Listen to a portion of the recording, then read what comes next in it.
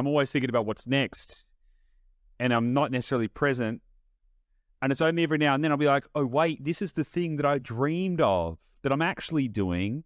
Why the fuck am I trying to work out what's next? Why aren't I happy in this moment? What advice would you give me so that I could be more grateful in the current moment without striving constantly for the next thing? Or do you think that's okay? So, not like, do I have the answer? Not necessarily, but let me tell you how I've gotten here. And this is a very recent thing that I've unlocked, being able to be really happy. So not long ago, when I was a bit younger, I genuinely didn't know how to be happy or to have joy. I had like a bit of a rough childhood, which means like you're always like on edge. And so I like just genuinely just didn't know how to be happy, which is like a really scary and weird journey to be on. And so a lot of it is like trying to force myself, because a lot of people that come from trauma, we deal with the trauma through addiction. So I got addicted to work, very addicted to work, you know, could have been heroin, it could have been work, but it was work, and that's probably a good thing.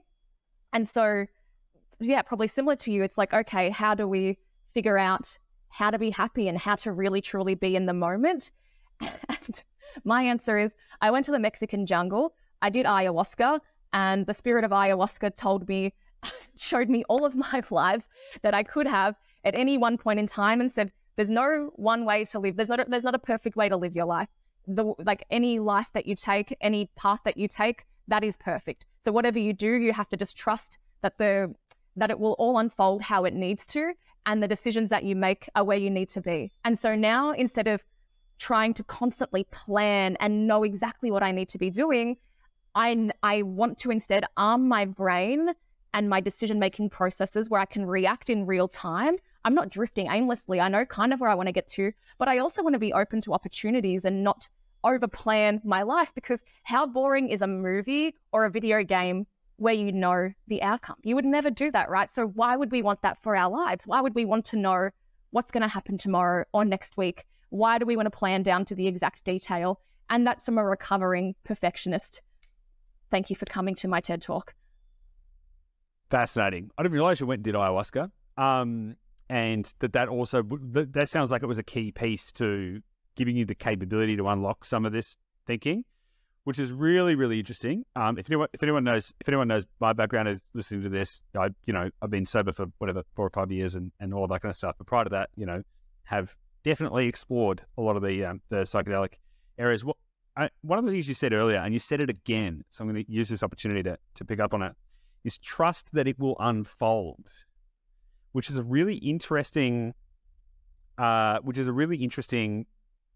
phrase and thinking, because what it points to is a belief in a kind of like it is kind of creating there's a sense of momentum to it, which I think is probably related to your experience with ayahuasca, in that kind of like unfolding version of reality in a meaningful way. Yeah, how much do you think that experience shaped like your current version of reality, and how much do you reference that now? Oh my gosh. I don't want to sound like one of those chicks that moved to Bali and had these spiritual awakenings, but here I go in the Uber jungle being one of those chicks. But, YOLO. So not even 2 years ago, I thought all of this spiritual shit was woo-woo nonsense, and I was very plugged into the hustle and very plugged in to my masculine energy. So I am an overachiever. I'm very good at anything that I do, and I always hit my goals and can achieve anything. But through therapy and ongoing self-discovery, yes, those are some of the things that I've had to unpack. So how has it impacted my life? Well, literally on this trip, I was like, all right, spirit, let's F me up. Like, I'm ready for a hardcore experience. Like, I want a trip. Let's do this. Show me what I need to see.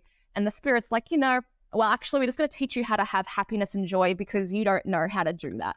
And so on this trip, it was like letting me be a baby. I was like, they were babysitting me and taking me on a trip around the realm and just letting me be me. And so I would have these like intrusive human thoughts, and then we would laugh and think, how funny is that you literally are in a different dimension, and you're worried about what other people think, or you're worried about pleasing people. And so literally the day after I did it, I didn't even realize I had this tightness in my chest that I was obviously carrying for the 29 years prior to the experience, or 28 years when I did it.